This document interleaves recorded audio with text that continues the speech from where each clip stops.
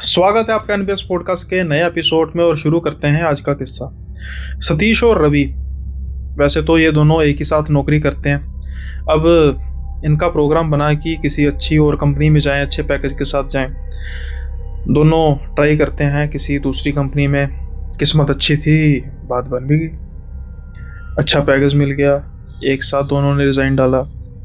अभी ये कुछ 12 बरस से काम कर रहे थे लगातार, यानी कि अगर किसी कंपनी को छोड़ते भी तो आज रिलीविंग है, कल नई ज्वाइनिंग। इस बार इनके कुछ प्लान अलग थे।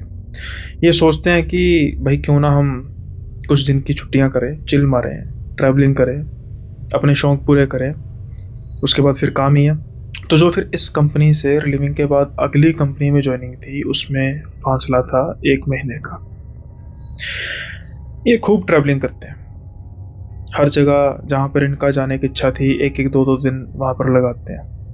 कई जगह बाय फ्लाइट जाते हैं, कई जगह बाय ट्रेन जाते हैं। अब जैसे जैसे छुट्टियाँ ख़त्म होते जा रही थी, वैसे वैसे ही इनका जो प्रोग्राम था बनता जा रहा था कि यार एक टूर हम गाड़ी पर निकालेंगे। गाड़ी से सफ़र करने का, यानी कि कार से सफ़र करने का मज़ा ही अलग है। तो ये डिसाइड करते हैं कि हम दिल्ली से हैदराबाद के लिए निकलेंगे। हैदराबाद आईपीएल का मैच देखेंगे और उसके बाद फिर हम वापस आएंगे। इसी बहाने लॉन्ग जो है वो ड्राइव भी हो जाएगी, मैच भी देखा जाएगा। ये आज के आईपीएल की बात नहीं है, कुछ साल पहले के आईपीएल की बात है। और हम रास्ते में खाते पीते जाएंगे। बाकी सब तो ठीक था, लेकिन जो ये खाने पीने वाली बात थी शायद इन पर भारी पड़ने वाली थी, या फिर कुछ और ही। शायद खाने पीने वाली बात तक नौबत आती ना, अगर ये थोड़ी सी कंजूसी ना करते हैं। क्योंकि लॉन्ग ड्राइव पर निकले थे, जाहिर है कि टोल्स की भरमार तो होगी। अब ये हैदराबाद जाते हैं, एंजॉय करते हैं आसपास जगहों को, मैच देखते हैं, फिर ये वापसी की तरफ आना शुरू करते हैं। अब जैसे कि मैंने कहा कि टोल्स की भरमार तो थी। रास्ते में कुछ ऐसे 2-3 टोल्स थे जो काफ़ी ज़्यादा महंगे थे। अब ये 2-3 दिन वहाँ पर बिता चुके थे, तो फिर से वही टोल लगना था, उतना ही टोल लगना था। रिवायत तो कोई होनी थी 50% वाली। जब रवि देखता है नॉन ड्राइविंग सीट पर मोबाइल से कि एक रास्ता है जो शायद इन टोल से बचते हुए जा रहा है। वो थोड़ा सा लंबा तो था, लेकिन इनको लग रहा था कि ये किफ़ायती काफ़ी रहेगा, क्योंकि कुल मिलाकर ये 2-3 जो टोल हैं वही हमें काफ़ी ज़्यादा कॉस्ट करेंगे। तो यहाँ से निकलते हैं। अब इतना घुमा फिरा, जिसे कहते हैं ना, जब कोई दुविधा में फंसना हो तो फिर कंजूसी सबसे पहले आ जाती है। यही हुआ इनके साथ। अब ये टोल बचाने के चक्कर में उस रास्ते पर रात के समय में निकल पड़े जिसके बारे में इनको पता ही नहीं था। एक अनजान रास्ता, एक खौफनाक रास्ता, या फिर कहें कि खौफनाक रास्ते का एक ऐसा खौफनाक पॉइंट जहां पर इनको बिल्कुल ही रुकना नहीं चाहिए था। ये जाते जा रहे थे और एक पॉइंट पर आकर इनको शायद अब लगने लगा था कि ये गलत रास्ते पर आ गए, क्योंकि वो रास्ता काफ़ी ज़्यादा टूटा हुआ था। बीच बीच में इनका मन करता कि ये वापस मुड़ जाएं, लेकिन अब ये तकरीबन कुछ 20-25 किलोमीटर आगे चल आए थे और ये इसी उम्मीद में थे कि अब सही सड़क आएगी, अब सही सड़क आएगी। एक पॉइंट पर आकर जो मैप था वो तो रास्ता सीधा दिखा रहा था, लेकिन उसके बिल्कुल थोड़ी सी कर्व में एक बिल्कुल साफ सड़क दिखाई दे रही थी। एक अजीब सा बड़ा सा गेट था जो खुला हुआ था, लेकिन वो मैप में कहीं शो नहीं कर रहा था। देखने में ऐसा लग रहा था कि जो वो सड़क है वो अभी अभी बनी है। अब ये दोनों सोचते हैं कि यार इस रास्ते से जाए, क्योंकि ये टूटी हुई सड़क से इतना परेशान आ चुके थे कि ये इस चीज़ पर ज़्यादा तवज्जो देते ही नहीं है कि मैप पर तो ये रास्ता दिखा नहीं रहा। ये सोचते हैं कि हो सकता है कि जो ये सड़क है ये कर्व लगा कर जा रही है और ये शॉर्टकट होगा जो बिल्कुल सीधा होगा। और शायद इनकी सोच बिल्कुल ठीक भी थी, क्योंकि जो ये दूसरी सड़क थी वो ऐसे ही शो कर रही थी जैसे वो कर्व बनती जा रही है, कर्व बनती जा रही है। और इनका जो एस्टीमेट था कि ये रास्ता बिल्कुल सीधा जाकर मिल जाएगा, साफ सड़क होगी, तो हमें एक तो टाइम भी बचेगा दूसरा कुछ हद तक इस टूटी हुई सड़क से छुटकारा भी। अब ये वो रास्ता इख्तियार कर लेते हैं। अभी ये कुछ 10 किलोमीटर के आसपास इन्होंने रास्ता सफ़र तय किया होगा, तो ये दूर से इनको नज़र आ रहा होता है कि कुछ लाइट्स वगैरह काफ़ी ज़्यादा हैं, जो इस बात का इशारा कर रही थी कि यहाँ पर कोई रेस्टोरेंट है, ढाबा है। लेकिन उसके कुछ आगे ही एक और एक्टिविटी इनको नज़र आई कि एक बड़ा सा पेड़ गिरा हुआ है सड़क पर और कुछ लोग उसको उठाने की कोशिश कर रहे हैं। जैसे जैसे ये पास पहुंचते गए तो ये बात स्पष्ट होती गई कि जो ये सोच रहे हैं बिल्कुल ठीक है। यहाँ पर सड़क के किनारे पर एक ढाबा भी है जहाँ पर काफ़ी गाड़ियाँ लगी हुई हैं और कुछ ही दूरी पर एक पेड़ भी गिरा हुआ है, क्योंकि अभी कुछ ही समय पहले बारिश होकर हटी थी, तो शायद हो सकता है कि उसकी वजह से यहाँ पर हवा तेज चलने की वजह से पेड़ गिर गया और कुछ लोग उस पेड़ को उठा रहे थे। ये सोचते हैं कि भैया हमने तो थोड़ी देर रेस्ट करनी भी थी, खाना खाना था, तो ऐसा करते हैं इस ढाबे पर बैठते हैं, खाना वगैरह खाते हैं, थोड़ी देर रेस्ट करते हैं, तब तक ये पेड़ भी उठा ले जाएंगे। हो सकता है इतनी गाड़ियाँ खड़ी हैं वो भी यही सोच रही होंगी कि भाई जो पेड़ है तब तक ये उठा लिया जाएगा और हम अपना जो है वो काम करेंगे। ये ढाबे पर बैठते हैं। एक चीज़ इनको काफ़ी ज़्यादा हैरान करती है इस ढाबे पर कि जो मेन्यू था उसमें कोई भी वेज आइटम थी ही नहीं। सारी की सारी जो आइटम्स थी, सारी की सारी जो डिशेस थी वो नॉन वेज थी। आसपास के जो लोग थे वो बड़े अजीब से तरीके से खाने को खा रहे थे, जैसे कोई जानवर खा रहा होता है। एक दो नहीं, हर एक। हालांकि ये इस बात पर ज़्यादा तवज्जो नहीं देते और वेटर को बुलाते हैं। वेटर जैसे ही आता है उसको कहते हैं कि भाई यहाँ पर कोई नॉन वेज वगैरह चीज़ मिलती है, वेज वगैरह कुछ नहीं है। तो कहता है कि आपके सामने ही तो है जो कुछ है। इनको काफ़ी रूखा स्वभाव लगता है, दिल तो करता है कि भाई उठ जाए, लेकिन अब भूख भी लगी थी और गाड़ी में बैठने का कोई सवाल तो था नहीं, क्योंकि सामने पेड़ गिरा हुआ था और पेड़ जब उठेगा तभी तो जाएंगे। तो ये सोचते हैं कि भाई हमने वेटर को थोड़ा खाना है, हमने तो खाना खाना है। तो ये कहते हैं कि चल ठीक है, बुलाते हैं। ये मेन्यू सेलेक्ट करना शुरू कर देते हैं, मेन्यू में से डिशेज सेलेक्ट करनी शुरू कर देते हैं और चिकन वगैरह का ऑर्डर करते हैं। उसको फिर से बुलाया जाता है, उसको कहा जाता है कि भाई ये सामान है, ले आ। वेटर जो है वो अपने जो डिशेस ऑर्डर किए हैं वो लेने के लिए चला जाता है। अब अंदाजन कुछ 15-20 मिनट तो एक ऑर्डर को कवर करने में लगते ही हैं। तो जो सचिन है वो कहते हैं कि भाई मैं देख कर आता हूँ क्या सीन है, पेड़ कब तक उठेगा। अब सचिन जब जाते हैं उस पेड़ वाली लोकेशन के पास, वो जब देखते हैं तो उनको काफ़ी ज़्यादा हैरानी होती है। हैरानी किस चीज़ की? कि भाई लोग पेड़ ही तो उठा रहे थे। लेकिन सबसे ज़्यादा हैरानी वाली बात यही थी कि पेड़ उठा लेते थे। जैसे ही वो इस पॉइंट पर आता है कि उस पेड़ को साइड पर किया जाए, फिर वो उस पेड़ को वैसे ही रख देते, फिर से उस पेड़ को उठाने लगते, फिर से उसको साइड पर करते और फिर से वो वहीं पर रख देते। अब सचिन को ये बात काफी अटपटी लगती है कि भाई ये कर क्या रहे हैं, पागल है क्या? अरे एक दो इंसान पागल हो सकता है, इतनी थोड़ी जनता पागल होगी। पहले तो ये देखकर हंसते हैं। जैसे ही हंसते हैं तो वो सभी के सभी सचिन को बड़े ही अजीब से तरीके से देखने लग पड़ते हैं। ये सोचते हैं कि भाई मैंने कुछ ऐसा क्या कह दिया, मैं तो कुछ कहा ही नहीं, हंसा ही हूँ। ये कह रहे हैं कि भाई आप पेड़ को साइड पे कीजिए ना, ये उठाकर क्यों आप ऐसे ही रख रहे हैं, मतलब एक जगह आप पूरी तरह जोर लगा के उठा रहे हो, भाई आप उसको साइड पे क्यों नहीं कर रहे? वो उसको घूर कर देखे जा रहे थे। सचिन को फिर से काफ़ी अजीब लगता है और कुछ डर भी लगता है कि कहीं ये कोई गैंग तो नहीं है, कहीं ये कोई लुटेरे तो नहीं है। अरे नहीं नहीं, ऐसा नहीं हो सकता, क्योंकि वही इतनी गाड़ियां लगी हुई हैं, इतने ढाबे में लोग हैं और इतना बड़ा ढाबा है। कुछ ऐसा होता तो इनको पता नहीं होना था। ये बड़े ही हैरानी भरी निगाहों से उनकी तरफ देखते हैं और ये वापस मुड़ जाते हैं। जैसे ही वापस मुड़ते हैं ना, तो फिर से वो अपना काम जारी रखते हैं। अब दूसरी ओर अनिल बैठकर वेट कर रहे थे और वो ऑब्जर्व कर रहे थे लोगों को कि वो बड़े अजीब से तरीके से खाना खा रहे हैं। सचिन को हैरान परेशान देखकर ये पूछते हैं कि भाई क्या हुआ? तो सचिन उसको सारी बात बताता है कि ऐसा कर रहे हैं। अनिल कहते हैं कि यार सच कहूँ तो मुझे ना ये जो सिस्टम है कुछ अजीब सा लग रहा है। सचिन कहता है कि मैं समझा नहीं। कहता है यार ये लोग देख तो ऑब्जर्व कर रहा है, कैसे खाना खा रहे हैं जैसे जानवर खा रहे होते हैं। सचिन कहता है यार अलग तो कुछ मुझे भी लग रहा है, लेकिन अब ऑर्डर कर दिया है, देखते हैं यार। ऐसा करते हैं, एक दो बाइट लेते हैं और फिर उसके बाद हम कहते हैं पैक कर दो, चल पड़ते हैं, बाद में देखेंगे। दोनों की सलाह बन चुकी थी। अब ये इनके बात करते करते वो वेटर खाना ले आया।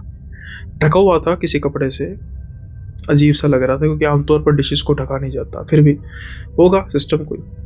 जैसे ही ये इनके सामने खाना रखते हैं, वो डिश जो कपड़ा होता है उसको हटाते हैं, लेग पीस पकड़ते हैं, खाने की तैयारी करते हैं। अचानक से सचिन अनिल का हाथ पकड़ता है, रुक रुक रुक यार रुक। वो कहता क्या हुआ? कहता यार मुझे कुछ ना हलचल सी दिखाई दे रही है। कहता किस चीज की हलचल?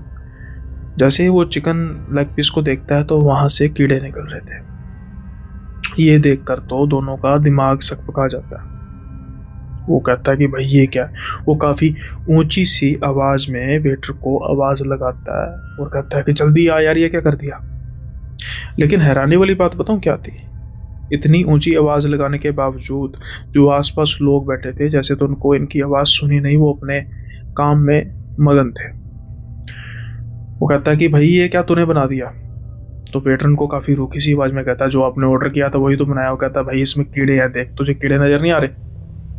वेटर इनको काफी अजीब से तरीके से गुस्से से देखता है और कहता है मैं चेंज करके लाता हूँ। ये कहते हैं कि भाई चेंज करने की लोड नहीं, रहने दे, हम जा रहे हैं, हम नहीं खाएंगे। तो वेटर कहता है कि ऐसे कैसे नहीं खाओगे, मैंने कहा ना कि मैं चेंज करके लाता हूँ। ज़्यादा इनकी बात सुनता नहीं हो, जल्दी से मुड़कर आगे चलने लग पड़ता है। ये कहते भी रहते हैं कि भाई हमने नहीं कुछ खाना, लेकिन अनिल रोकता है, कहता है यार रुक यार, कोई बात नहीं, ऐसा करते हैं, खाना आएगा, कहते हैं पैक कराते हैं, चलते हैं। अब जब वो दूसरी बार खाना लेकर आया कुछ ही मिनटों में वही वैसे ही कपड़े से ढका हुआ था। ये कपड़ा उठाते हैं, लेकिन इस बार तो हद हो चुकी थी। कपड़ा उठाने से पहले ही इनको काफी अजीब सी बदबू तो आ रही थी, लेकिन जैसे ही ये कपड़ा उठाते हैं उसके बाद तो मानो जैसे इनकी हालत पतली हो जाती है। कारण क्योंकि उसमें ना ही कोई चिकन था, ना ही कोई चिकन लेग पीस था, चिकन विंग्स थे। वहां था उंगलियां, वहां थे हाथ, वहां थी आंखें इंसानी। जैसे ही दोनों ये देखते हैं, अब इनको इस चीज का आभास हो चुका था कि निश्चित ही ये किसी गलत जगह पर, गलत नहीं, बहुत गलत जगह पर आ चुके हैं। ये अब अपने आसपास का माहौल देखते हैं तो सभी के सभी वो लोग जो कुछ समय पहले अपने खाने में चाहे वैश्याना तरीके से खा रहे थे, लेकिन मगन थे। इवन की अनिल की इतनी ऊंची आवाज देने के बावजूद वेटर को उनका ध्यान टस से मस नहीं हुआ। अब वो सभी इनकी तरफ घूर कर देखे जा रहे थे।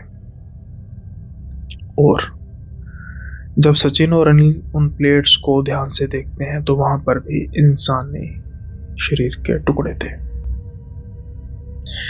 ये दोनों जल्दी से उठते हैं, गाड़ी की तरफ भागते हैं, गाड़ी रिवर्स करते हैं। और गनीमत थी कि जहां पर कुछ समय पहले कुछ लोग उस पेड़ को उठाए जा रहे थे, बार बार वहीं पर रखे जा रहे थे, वहां पर अब कोई नहीं था और ये गाड़ी भगाते हैं। लेकिन अब इनको गाड़ी के पीछे एक भीड़ नजर आ रही थी, मुर्दों की भीड़, प्रेतों की भीड़ जो इनका पीछा कर रही थी। किस्मत शायद इनकी अच्छी थी कि वो सड़क अब खत्म होने को थी। जैसे ही वो सड़क के अंत की तरफ जाते हैं तो वैसे ही इनको फिर वही दरवाजा दिखाई देता है जैसे वो दरवाजे में से निकले थे, जिस दरवाजे से उन्होंने उस सड़क में एंटर किया था।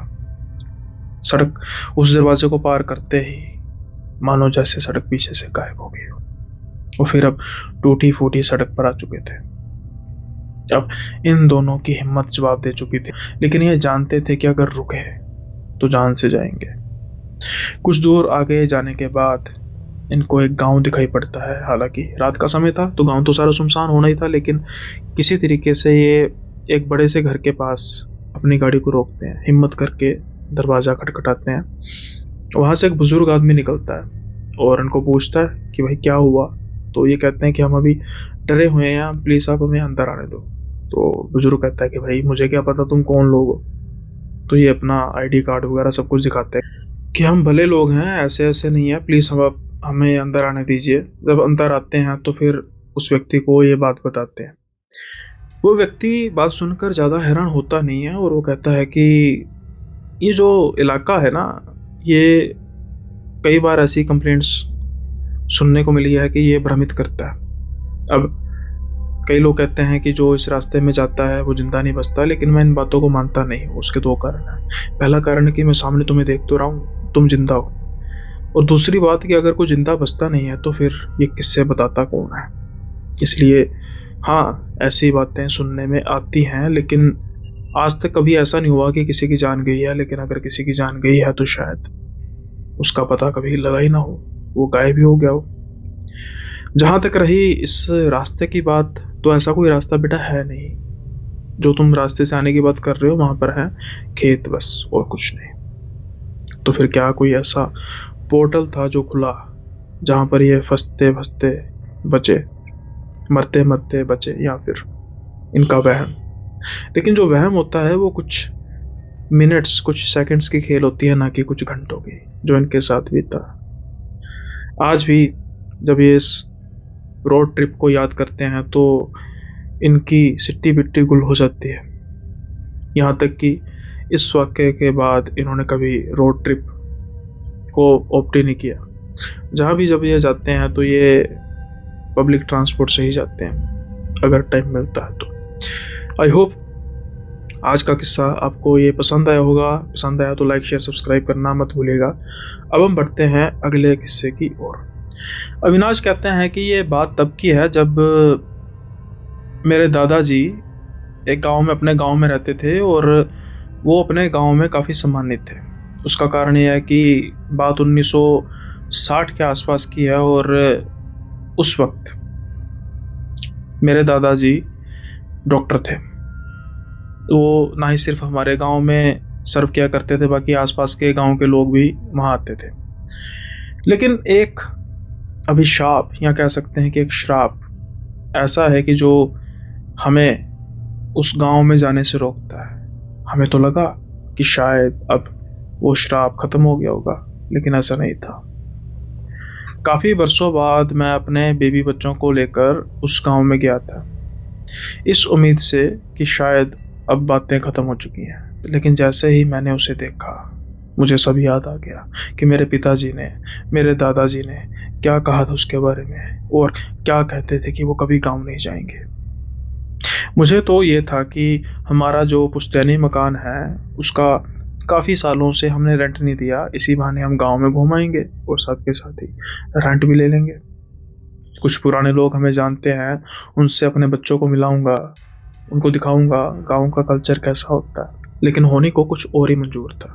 हम उस गांव में एक हफ्ता रुकने के लिए गए थे, हमारे गांव में, लेकिन एक रात भी नहीं रुक सके।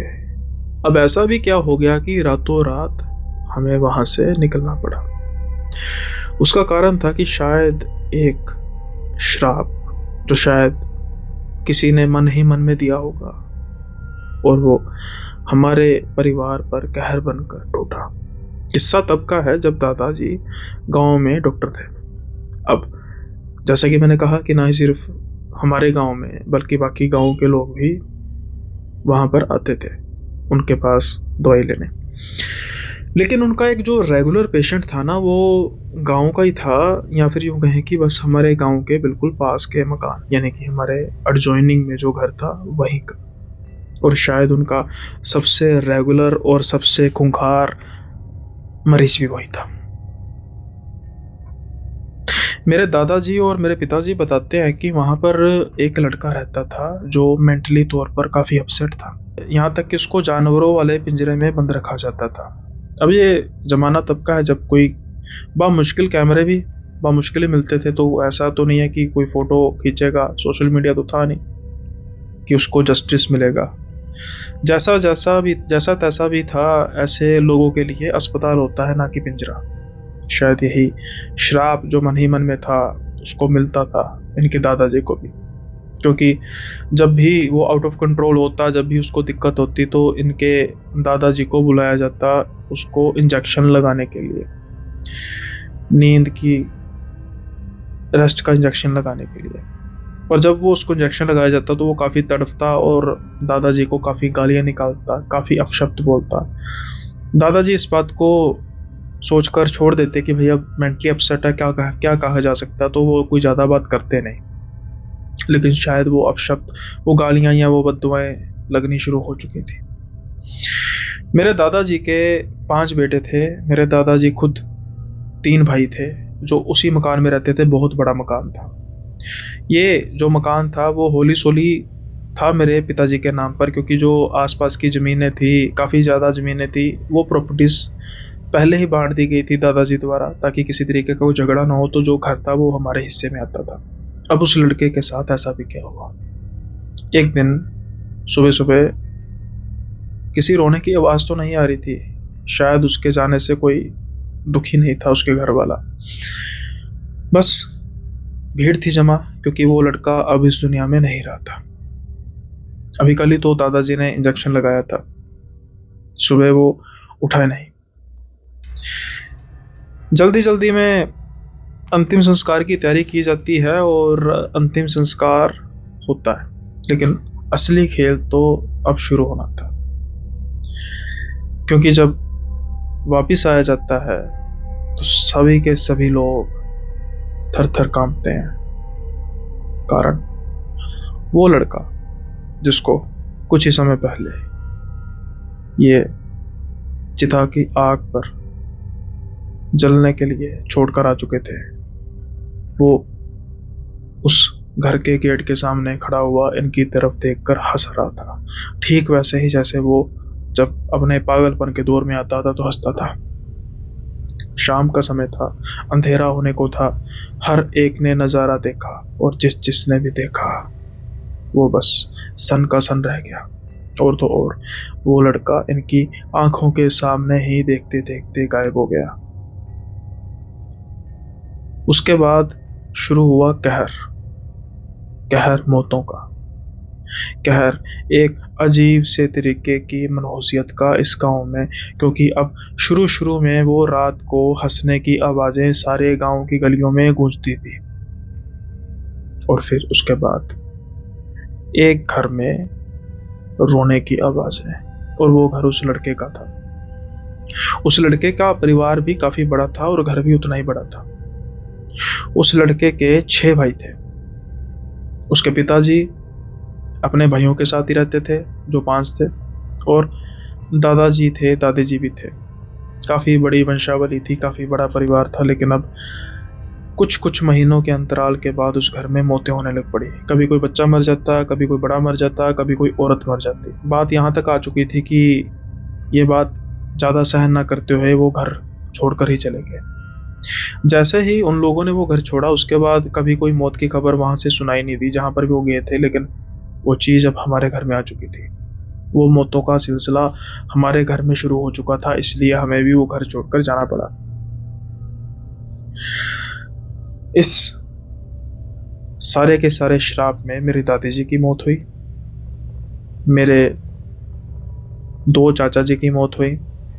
उनमें से उन दोनों की पत्नियों में से एक की पत्नी की मौत हुई। दूसरे चाचा जी के पत्नी तो बच गई, लेकिन उनके एक बच्चे की मौत हुई। और तो और जो हमारे घर में जानवर थे वो भी मर चुके थे धीरे धीरे करके। तो अब दादाजी ने डिसाइड किया था तब ये कि वो शहर में जाएंगे और वापस मुड़कर कभी गांव नहीं आएंगे।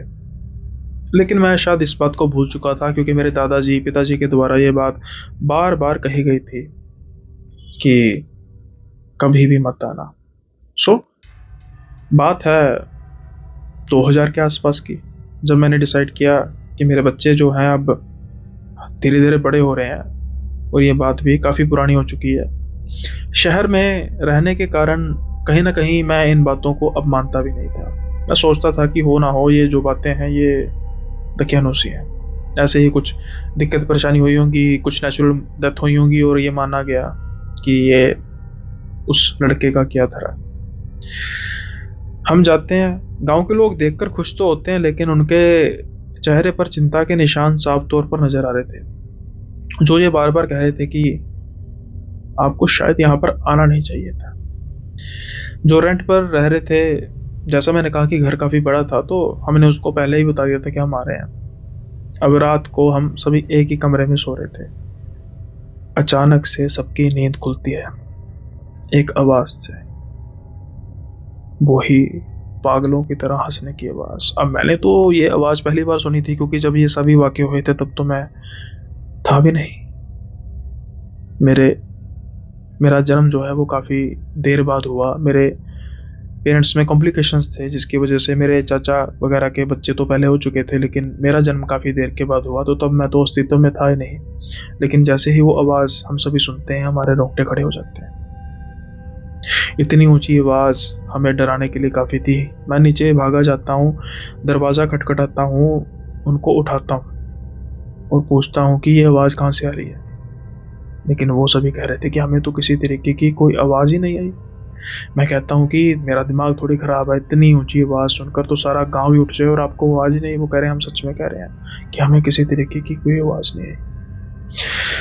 फिर भी ये वहम समझकर सोने के लिए चले जाते हैं और सोने की सिर्फ एक्टिंग करते हैं, क्योंकि ये सोच रहे थे कि शायद इनको कोई डराने की कोशिश तो नहीं की जा रही। लेकिन फिर से जब ये आवाज़ आती है तो ये देखते हैं बाहर की तरफ कि गेट के कुछ दूरी पर एक लड़का खड़ा हुआ है, जो इनकी तरफ देखकर हंस रहा है। क्या यह डराने की साजिश थी? नहीं, क्योंकि उसकी आंखें जो चमक रही थी, किसी इंसान की आंखें चमक नहीं सकती। सो ये इस बात का सबूत था कि शायद ये गलत जगह पर आ गए। ये उसी समय अपना सामान पैक करते हैं, गाड़ी निकालते हैं और चल पड़ते हैं। जैसे मैंने कहा कि सन 2000 की बात है। आज इनकी उम्र भी काफ़ी हो चुकी है। उसके बाद ये ना खुद गए, ना अपने बच्चों को वहाँ पर जाने दिया। मकान भी इन्होंने औने पौने दांव में बेच दिया उन्हीं को जहाँ पर ये रहते थे, उन्हीं को जो रेंट पर रहते थे। अच्छा किया, समझदारी भरा डिसीजन। आई होप ये किस्सा आपको पसंद आया होगा, और अगर पसंद आया तो लाइक शेयर सब्सक्राइब करना मत भूलिएगा। अब हम बढ़ते हैं अगले किस्से की ओर। वो कहते हैं ना कि उम्र का एक हिस्सा होता है जहाँ पर हम कुछ गलतियाँ करते हैं, ये जानते हुए भी कि शायद ये गलती हम पर भारी पड़ जाती है। या फिर उम्र का कुछ ऐसा हिस्सा होता है जहाँ पर हमें किसी बात की परवाह नहीं होती। आशुतोष, दिलावर और अभिजीत शायद यही कैटेगरी में थे, या यूँ कहें कि इसी उम्र के पड़ाव में थे। ये तीनों जाने हिमाचल के रहने वाले हैं और कांगड़ा में इनके पिताजी एक सरकारी ऑफिसर हैं, काफ़ी बड़े पदवी पर।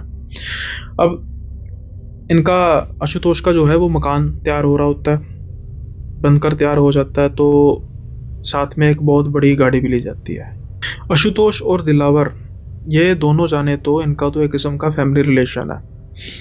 अब जो ये इन्होंने घर लिया था ये कुछ दूरी पर था, तो ये डिसाइड किया जाता है तीनों दोस्तों के द्वारा, खास तौर पर आशुतोष और दिलावर के द्वारा, कि भाई ये ना गाड़ी निकालेंगे और ये कुछ लॉन्ग ट्रिप पर चलेंगे, रात लेट नाइट वापस आएंगे। इनका तीसरा दोस्त भी साथ में था। अब ये तीनों जाने निकल पड़ते हैं और शाम का समय होता है, तो ये एक पुल पर गाड़ी रोकते हैं जहाँ पर एक बहुत बड़ी नदी बह रही थी। काफ़ी अच्छी वादियाँ थी, लेकिन वहाँ पर कोई था नहीं आसपास। बिल्कुल सुनसान, बिल्कुल शांत, लेकिन खूबसूरत। लेकिन वहीं पर इनकी निगाह पड़ती है एक ऐसी शख्सियत पर जो दूर से देखने पर भी इनको काफ़ी खूबसूरत दिखाई दे रही थी। ये देखते हैं कि शायद घाटी की तरफ, कुछ निचाई की तरफ एक लड़की है। ये अपना शक दूर करने के लिए अपना मोबाइल निकालते हैं और उसको जूम करते हैं, लेकिन जैसे ही जूम करते हैं तो देखते हैं कि सुंदर लड़की नहीं, बहुत ही सुंदर लड़की है, जो इनकी तरफ देखकर हंस रही थी और हाथ से इशारा कर रही थी। और तो और उसके कपड़े भी कुछ कम थे, जिससे ये उसकी तरफ आकर्षित हो रहे थे। फिर से ये जूम करते हैं और उस लड़की की तरफ देखते हैं, और वो लड़की शायद इनको इशारा कर रही थी। अब मन कब मन चला हो जाए ये कहा थोड़ी जा सकता है। इन तीनों का मन भी मन चला हो चला था। ये तीनों डिसाइड करते हैं कि ये नीचे की तरफ जाएंगे और देखते हैं क्या होता है। अब ये जिस एरिया से इन्होंने जाना था वहाँ पर काफ़ी ऊंचे ऊंचे पेड़ थे, झाड़ियाँ थीं और एक घुमावदार सा रूट था, कुछ लंबा, क्योंकि सीधे तो वो डायरेक्शन कम, थोड़ी सी जो सीधे तो वो डिस्टेंस था वो थोड़ा सा कम नज़र आ रहा था, लेकिन अगर हम घुमावदार करके जाएंगे तो जाहिर तौर पर लंबा था। और जैसा मैंने कहा कि शाम ढलने को थी, रात होने को थी, और इनके पहुंचते पहुंचते वहां पर रात हो ही चुकी थी। अब ये उस लड़की को ढूंढ रहे थे। लड़की तो इन्हें मिली नहीं, लेकिन इनको वो नजर आया जिसकी कभी इन्होंने उम्मीद तक नहीं की थी। इधर उधर देखने के बाद ये आवाज लगाते हैं कि हम आ गए, कहाँ पे हो तुम? लेकिन कोई भी आवाज इनको सुनाई देती नहीं। फिर कुछ समय बाद इनको ऐसा लगता है कि कोई चीज है, कोई खाने की आवाज है, कोई चबा रहा चीज। अब ये जहां से आवाज आ रही थी वहां पर ये लाइट ऑन करते हैं और धीरे धीरे एक झाड़ी की तरफ बढ़ते हैं और देखते हैं कि वही लड़की जो इनको काफी दूर से सुंदर नजर आ रही थी, अब उसकी शक्ल एक चुड़ैल की तरह है और वो जो खा रही है वो किसी इंसानी लाश के अवशेष हैं, शायद नदी में बहकर आए होंगे। बस ये क्या देखना था कि तीनों जाने बोल्ट बन गए। ये भागे अपनी गाड़ी की तरफ। वो चुड़ैल अब इनके पीछे पड़ी। ये तो इन्होंने मुड़कर देखा नहीं, लेकिन उसकी ऊंची ऊंची हंसने की आवाजें इनको साफ तौर पर आ रही थी। ये जल्दी से गाड़ी में बैठते हैं और बिना मुड़े बिना पीछे देखे बस ये चलाते जाते हैं गाड़ी, चलाते जाते हैं गाड़ी, जब तक ये अपने घर पे पहुंचते नहीं। घर पे जब ये पहुंचते हैं ज़्यादा कुछ बताते नहीं, लेकिन इनकी आंखों का डर, इनके शरीर की कंपकपाहट साफ तौर पर ये इशारा कर रही थी कि कुछ पड़ा हुआ है। सख्ती से पूछे जाने के बाद ये बताते हैं कि ऐसा ऐसा हुआ था, बहुत डांट पड़ती है। लेकिन इनकी तबीयत कुछ ज़्यादा ही खराब लग रही थी, तो इसलिए इनके पिताजी वहाँ जो इनके गुरु होते हैं उनके पास लेकर जाते हैं इनको। जब वहाँ लेकर जाया जाता है तो उनके गुरु बताते हैं कि तुम्हारी जो किस्मत है इतनी अच्छी है, लेकिन ये बार बार इतनी अच्छी होगी नहीं, क्योंकि तुम जो कर्म करने जा रहे थे, जिस सोच के साथ जा रहे थे, वो तो था ही गलत, लेकिन शायद कुछ अच्छा कर्म था जो तुम्हारे सामने आ गया, या तुम तीनों में से किसी का था। क्योंकि वो जो चुड़ैल थी उसने तुम्हारा शिकार करना था, तुम तीनों का शिकार करना था। लेकिन जहां तक मैं देख पा रहा हूं कि जब तुम वो रास्ता नाप रहे थे, उस रास्ते पर चल रहे थे, एक नहर, एक नदी से बहती हुई लाश वहां पर आन पड़ी। चुड़ैल ने उसको पकड़ा और उसका शिकार किया। अगर उसे शिकार ना मिलता तो फिर तुम तीनों का शिकार था, जो होते होते रहा। तो आगे अपने मन को चलाने से पहले, यानी मन चला होने से पहले, इस बात का ध्यान रख लेना कि हर चमकती चीज सोना नहीं होती और हर एक खूबसूरत लड़की आम लड़की नहीं होती। होप ये किस्सा आपको पसंद आया होगा। और आज कमेंट्स की तरफ बढ़ते हैं कि बड़े कमेंट्स से भाई थोड़े से ज़्यादा ही हो गए, लेकिन मैं कुछ कमेंट्स को सम अप करके एक बताता हूँ कि जो मैंने अभी recently members only video share किया, तो उसमें से मुझे कम्युनिटी में से भी कुछ मैसेजेस आए हैं और कुछ भाई लोग बता भी रहे हैं कि हम ज्वाइन करना चाह रहे हैं लेकिन हमसे ज्वाइन हो नहीं रहा। जैसे एक यूएसए से थे, एक पाकिस्तान से थे। भाई देखो, मुझे तो इसके बारे में ज़्यादा पता नहीं। जब आप लिंक को क्लिक करेंगे ना, ज्वाइन का बटन दबाएंगे, यहाँ पर लिंक को क्लिक करेंगे तो वहाँ पर आपको पेमेंट ऑप्शन आएगा। अब मुझे नहीं पता कि यूपीआई, मतलब वैसे तो इंडिया में, लेकिन जैसे ऑनलाइन ट्रांजेक्शन में शायद दूसरे कंट्रीज का अलग अलग होता है, जैसे debit card, credit card, net banking. तो ये आप चूज करके देख सकते हैं। तो इसके बारे में मैं अपनी कंट्री में तो कर सकता हूँ, बता सकता हूँ कि यूपीआई यूज कर सकते हैं, गूगल पे यूज कर सकते हैं, credit card, debit card, net banking use कर सकते हैं। लेकिन अब जो दूसरा है कंट्रीज का, वहाँ तो मुझे पता नहीं है।